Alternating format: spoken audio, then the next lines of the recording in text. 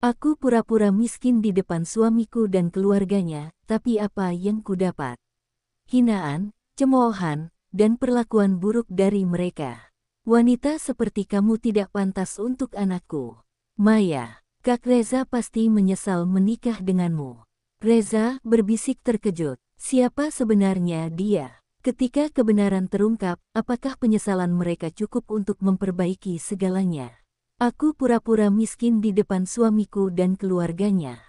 Sebuah kisah tentang harga diri, cinta, dan balas dendam yang elegan. Jangan lewatkan kisah lengkapnya. Subscribe dan nyalakan lonceng notifikasi sekarang juga. Aku menikah dengan Reza bukan karena cinta, tetapi karena takdir.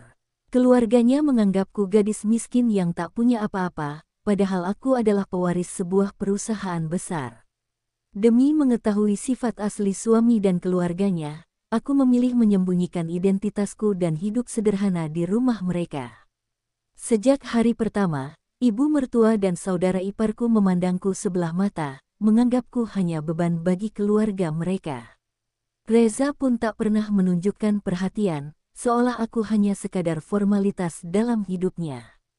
Hari-hari berlalu dengan penuh hinaan dan perlakuan tidak adil. Aku harus memasak, mencuci, dan membersihkan rumah tanpa sedikit pun bantuan. Aku dipaksa hidup dengan uang seadanya, bahkan seringkali tidak diberi uang belanja oleh Reza. Aku menahan semua perlakuan buruk itu dengan senyuman, karena aku ingin tahu sampai sejauh mana mereka memperlakukanku seperti ini. Di balik itu semua, aku tetap mengelola bisnis keluargaku secara diam-diam, tanpa seorang pun menyadari siapa aku sebenarnya. Mereka tidak tahu bahwa aku memiliki properti mewah, kendaraan mahal, dan tabungan yang lebih dari cukup untuk hidup mewah. Namun, aku tetap berpura-pura menjadi menantu yang lemah dan miskin. Aku ingin melihat siapa yang tulus dan siapa yang hanya memanfaatkan orang lain. Hari demi hari, aku mulai memahami bahwa di rumah ini, hanya uang yang dihormati, bukan manusia. Setiap pagi, aku bangun lebih awal dari semua orang untuk menyiapkan sarapan. Aku harus memastikan makanan tersedia sebelum ibu mertua dan adik ipar turun dari kamar mereka. Jika ada sedikit saja kesalahan, ibu mertua akan mengomel panjang lebar dan membandingkanku dengan mantan pacar Reza yang katanya jauh lebih baik dariku. Aku hanya bisa tersenyum dan menundukkan kepala, berpura-pura takut dan tidak berdaya. Aku tidak pernah diberikan uang belanja yang cukup. Setiap kali meminta, ibu mertua hanya memberiku beberapa lembar uang yang bahkan tidak cukup untuk membeli bahan makanan. Tapi aku tidak pernah mengeluh. Aku menggunakan uang pribadiku secara diam-diam, memastikan rumah ini tetap terisi makanan tanpa mereka tahu dari mana sumbernya. Namun, mereka justru menganggapku sebagai menantu yang boros dan tidak pandai mengelola rumah tangga. Aku bertahan, tidak karena aku lemah, tetapi karena aku ingin melihat sejauh mana mereka merendahkanku. Aku ingin tahu bagaimana suamiku sendiri akan bersikap dalam situasi ini. Namun, sejauh ini, Reza hanya diam dan membiarkan ibunya memperlakukanku seperti pembantu. Aku semakin yakin bahwa di rumah ini, aku tidak lebih dari sekadar alat pemuas ego mereka. Reza jarang pulang tepat waktu. Setiap kali kutanya, ia selalu berkata sibuk bekerja.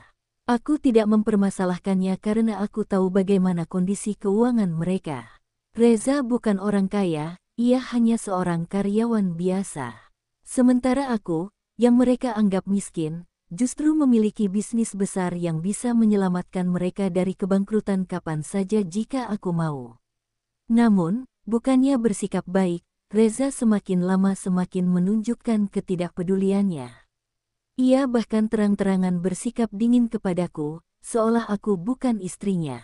Ketika di rumah, ia lebih memilih bermain ponsel atau berbicara dengan ibunya daripada sekadar menanyakan keadaanku. Aku tahu, bagi Reza, aku hanyalah wanita miskin yang beruntung bisa menikah dengannya. Tapi aku tetap diam, membiarkan semuanya berjalan seperti biasa. Aku ingin melihat sampai kapan Reza dan keluarganya akan terus memperlakukanku seperti ini. Mereka tidak tahu bahwa suatu hari nanti, ketika kebenaran terungkap, mereka akan menyesali semua perbuatan mereka terhadapku. Setiap hari aku berusaha menjalankan tugas rumah tangga dengan baik, meskipun aku tahu ini bukan tugasku seorang diri. Aku harus memasak, mencuci, dan membersihkan rumah tanpa sedikit pun pujian atau rasa terima kasih. Ibu mertua dan adik iparku hanya bisa mengkritik dan mencari-cari kesalahanku. Reza pun tidak pernah membelaku, seolah membiarkan aku dihina sesuka hati oleh keluarganya. Suatu hari, aku jatuh sakit. Tubuhku lemah dan kepalaku pusing, tetapi tidak ada seorang pun yang peduli. Aku tetap harus memasak dan mengurus rumah seperti biasa. Ketika aku meminta izin untuk beristirahat sebentar, ibu mertua justru menertawakanku dan berkata bahwa aku hanya berpura-pura lemah untuk menghindari pekerjaan rumah. Reza yang melihat itu hanya diam, tidak berkata apa-apa. Aku tersenyum dalam hati, semakin yakin bahwa mereka tidak pernah menganggapku bagian dari keluarga ini. Aku mulai bertanya-tanya, apakah pernikahan ini benar-benar pantas untuk dipertahankan? Jika mereka tahu siapa aku sebenarnya, apakah sikap mereka akan berubah? Aku masih menahan semuanya, tapi aku tahu, suatu hari nanti, kesabaran ini akan ada batasnya. Aku memiliki seorang adik ipar perempuan bernama Maya. Ia masih kuliah dan tinggal di rumah ini. Sejak awal, ia sudah menunjukkan ketidaksukaannya padaku. Ia selalu memandangku dengan sinis dan tidak pernah melewatkan kesempatan untuk merendahkanku. Maya sering mengajak teman-temannya ke rumah dan dengan sengaja memperlakukanku seperti pembantu di depan mereka. "Bak, tolong buatkan minuman," katanya dengan nada meremehkan. Aku hanya tersenyum dan melakukannya, berpura-pura tidak keberatan. Aku ingin melihat sejauh mana ia bisa bersikap buruk padaku. Suatu hari, aku mendengar Maya berbicara dengan temannya. Kak Reza itu sebenarnya pantas mendapatkan wanita yang lebih baik, bukan perempuan miskin seperti dia, katanya. Aku hanya tersenyum dalam hati. Aku ingin tahu, apakah ia masih akan berbicara seperti itu jika ia tahu siapa aku sebenarnya. Hari demi hari, perlakuan buruk itu semakin menjadi-jadi. Aku mulai merasa lelah berpura-pura tidak peduli. Aku ingin mereka merasakan bagaimana rasanya diremehkan seperti ini. Namun, aku masih menahan diri. Aku ingin melihat seberapa jauh mereka bisa memperlakukanku seperti ini sebelum akhirnya aku membuka siapa diriku sebenarnya. Satu malam, aku mendengar ibu mertua dan Reza berbicara di ruang tamu. "Kita harus mencari cara supaya Reza bisa menikah lagi dengan wanita yang lebih kaya," kata ibu mertua. Hatiku bergetar mendengar kata-kata itu. Jadi selama ini mereka hanya menganggapku penghalang. Aku menahan air mata yang hampir jatuh. Aku sadar, waktunya semakin dekat. Cepat atau lambat, mereka akan tahu siapa aku sebenarnya. Dan ketika saat itu tiba, mereka tidak akan bisa berbuat apa-apa selain menyesali semua yang telah mereka lakukan padaku. Suatu hari, ibu mertua mengajakku menghadiri acara keluarga besar. Aku tahu ia tidak benar-benar ingin membawaku, tetapi karena tuntutan keluarga, ia terpaksa menyeretku ke sana. Sejak awal, aku sudah bisa merasakan tatapan sinis dari keluarga besar suamiku. Mereka memandangku dari ujung kepala hingga kaki dengan ekspresi merendahkan. "Apa benar ini istri Reza?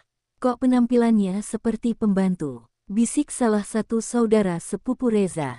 Aku hanya tersenyum mendengar itu, meskipun dalam hati aku ingin sekali menunjukkan siapa diriku sebenarnya. Tapi aku masih menahan diri. Aku ingin tahu, sampai sejauh mana mereka akan mempermalukanku. Puncaknya terjadi saat makan malam. Ibu mertua dengan sengaja memperkenalkanku dengan nada merendahkan. "Ini menantu kami, dia memang sederhana, sangat sederhana," katanya dengan nada sarkas. Semua orang tertawa, termasuk Reza yang hanya diam tanpa sedikit pun membelaku.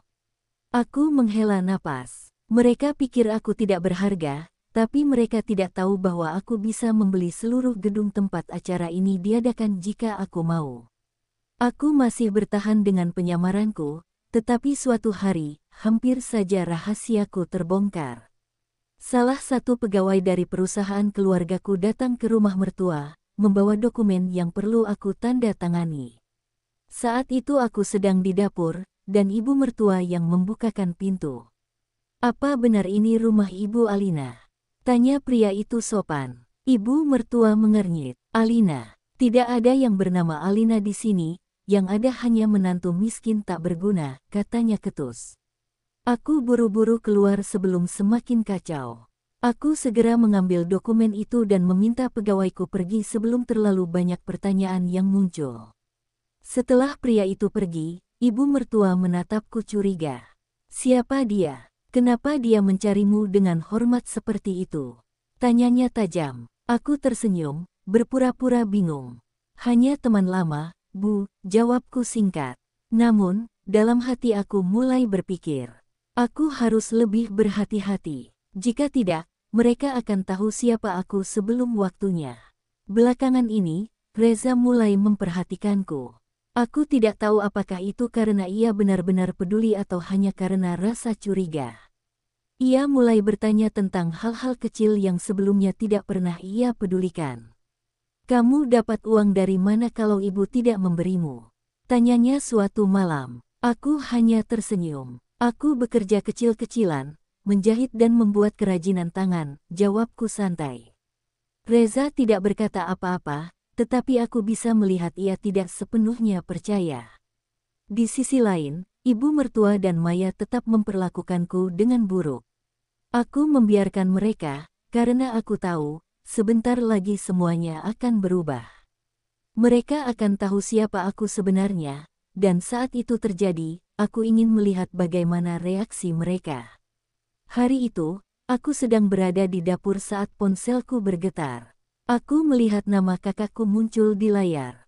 Biasanya, aku selalu berhati-hati agar tidak ada satupun anggota keluarga suamiku yang mengetahui identitasku, tetapi kali ini aku lengah. Aku mengangkat telepon tanpa menyadari bahwa Reza sedang berdiri di belakangku. "Ya, Kak, aku baik-baik saja. Aku masih bertahan di sini," kataku pelan.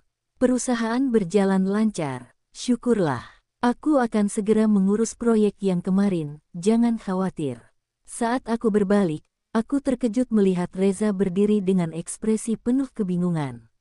"Perusahaan, proyek, maksudmu apa?" tanyanya tajam. Aku tahu aku tidak bisa terus mengelak, tetapi aku tetap berusaha bersikap tenang. "Oh, ini hanya usaha kecil yang aku jalankan bersama keluarga," jawabku santai. Namun, dari tatapan Reza, aku tahu ia tidak mudah percaya. Sepertinya aku harus lebih berhati-hati mulai sekarang. Sementara itu, ibu mertua semakin terang-terangan memperlakukanku dengan buruk. Aku mendengar ia berbicara dengan salah satu temannya di telepon. Aku harus cari cara supaya Reza bisa menikah lagi. "Menantu miskin ini hanya membebani keluarga kami," katanya dengan suara keras, seolah sengaja agar aku mendengarnya. Aku menghela napas. Mereka benar-benar tidak tahu siapa aku. Jika aku mau, aku bisa meninggalkan rumah ini kapan saja dan hidup jauh lebih baik daripada mereka. Namun, aku masih bertahan, karena aku ingin melihat apakah mereka akan berubah jika suatu hari kebenaran terungkap. Sampai akhirnya, ibu mertua melakukan sesuatu yang keterlaluan. Ia diam-diam menjodohkan Reza dengan seorang wanita kaya. Aku tidak terkejut, tetapi aku ingin tahu apakah Reza akan setuju. Jika ia menerima perjodohan itu, maka aku tahu pernikahan ini benar-benar tidak ada artinya bagiku. Beberapa hari kemudian, aku melihat Reza bersiap-siap dengan pakaian rapi. Aku bertanya dengan tenang, "Mau kemana?" Reza sedikit terkejut, tetapi kemudian menjawab, "Ibuku ingin aku bertemu seseorang. Aku hanya akan menemui dia sebentar." Aku tersenyum kecil. "Seseorang? Maksudmu wanita yang ingin dinikahkan dengannya?" tanyaku langsung. Reza terdiam, tampaknya tidak menyangka aku sudah mengetahuinya. "Aku tidak berniat menikah lagi," katanya akhirnya. Aku tidak tahu apakah itu jawaban jujur atau hanya sekadar alasan. Yang jelas, kepercayaanku pada Reza semakin menipis. Aku semakin yakin bahwa waktunya hampir tiba. Segera, mereka akan tahu siapa aku sebenarnya. Hari itu, aku pergi ke sebuah kafe mewah untuk bertemu dengan seorang klien bisnis. Seperti biasa, aku berpakaian sederhana agar tidak mencolok. Aku duduk di meja VIP, membahas proyek besar dengan salah satu investor perusahaan keluargaku. Namun, tanpa kuduga, Reza juga ada di tempat yang sama bersama teman-temannya. Aku melihatnya dari jauh, tetapi ia tidak menyadari kehadiranku. Namun, semuanya berubah saat seorang pelayan dengan sopan berkata, "Ibu Alina, pesanan Anda sudah disiapkan. Apakah ada yang perlu ditambahkan?" Suara pelayan itu cukup keras hingga menarik perhatian banyak orang, termasuk Reza yang langsung menoleh ke arahku. Tatapan terkejutnya membuatku hampir tertawa. Aku pura-pura tidak melihatnya dan tetap fokus pada perbincanganku dengan klien. Namun, aku tahu bahwa setelah ini, akan ada banyak pertanyaan yang harus aku jawab. Malam harinya, begitu aku pulang, Reza sudah menungguku di ruang tamu dengan wajah penuh tanda tanya. "Siapa sebenarnya kamu, Alina?" Tanyanya langsung tanpa basa-basi. Aku menatapnya dengan tenang. "Aku adalah istrimu," jawabku singkat. "Jangan bercanda. Aku melihatmu di kafe tadi, berbicara dengan orang-orang penting, duduk di area VIP. Semua orang memperlakukanmu dengan hormat. Kau bukan wanita miskin seperti yang selama ini kukira, kan?" Suaranya terdengar frustasi. Aku tersenyum kecil. "Memangnya kenapa kalau aku bukan wanita miskin? Apa kau dan keluargamu akan memperlakukanku lebih baik jika kalian tahu sejak awal?" Tanyaku balik. Reza terdiam, tidak bisa menjawab. Aku tahu, inilah saatnya kebenaran perlahan mulai terungkap. Keesokan harinya, ibu mertua dan Maya mulai mencium sesuatu yang aneh. Reza pasti sudah memberitahu mereka tentang kejadian di kafe, karena tiba-tiba sikap mereka berubah drastis.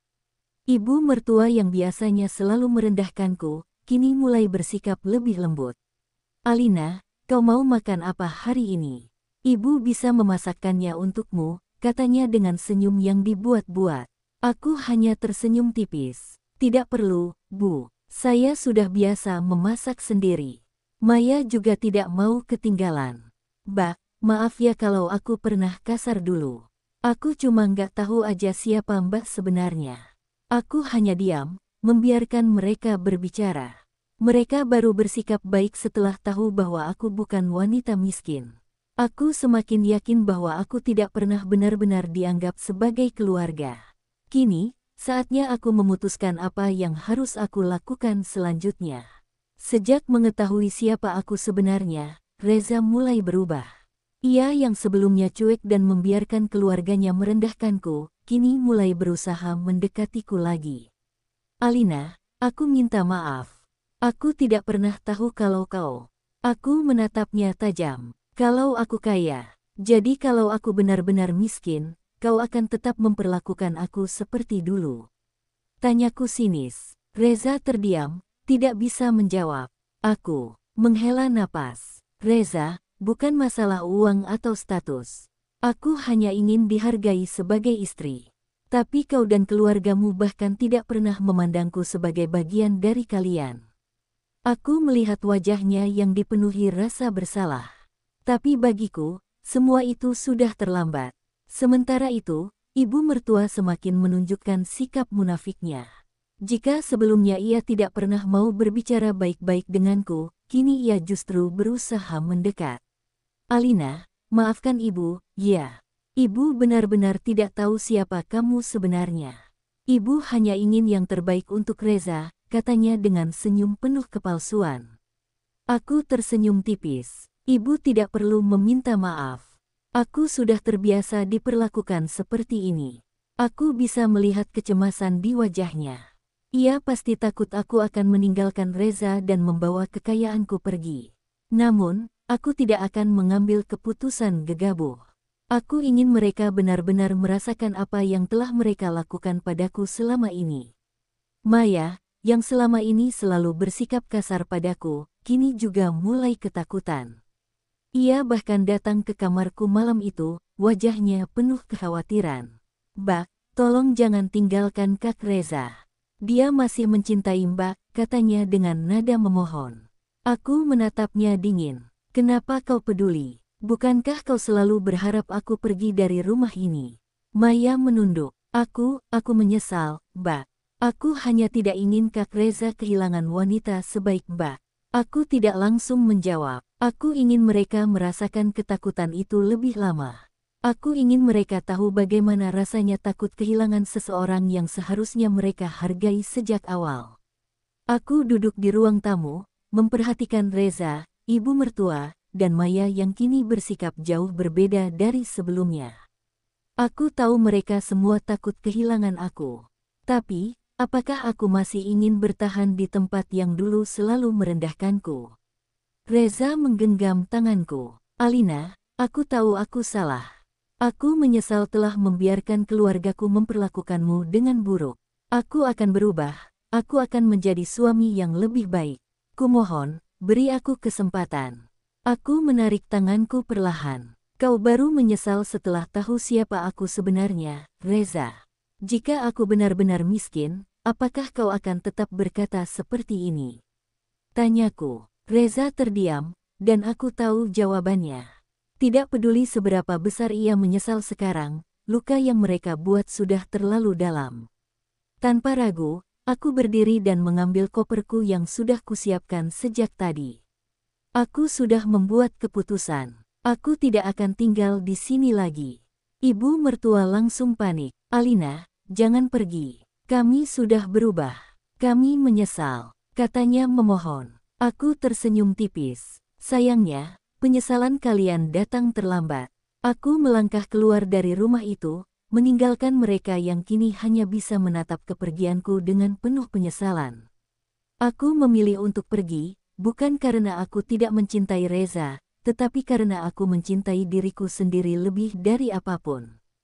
Hari itu, aku berjalan keluar dari kehidupan mereka. Bukan sebagai wanita miskin yang dulu mereka remehkan, tetapi sebagai seorang wanita kuat yang tahu nilai dirinya sendiri. Dan aku tahu, mulai sekarang, hidupku akan jauh lebih baik tanpa mereka. Terkadang, kita harus kehilangan sesuatu untuk menyadari betapa berharganya itu. Tapi tidak semua penyesalan datang dengan kesempatan. Alina, kumohon, jangan pergi. Harga diri lebih berharga daripada sekadar diterima. Jangan biarkan orang lain menentukan nilai dirimu.